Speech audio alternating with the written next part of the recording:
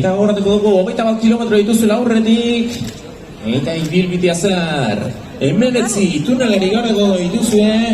Desnibela negatiboa da, 310 metroko desnibela negatiboa dauka ibilbideak.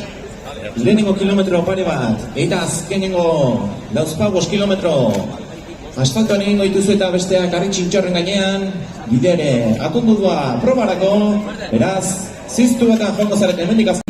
5, 4, 3, 2, 1, martxan jarri da!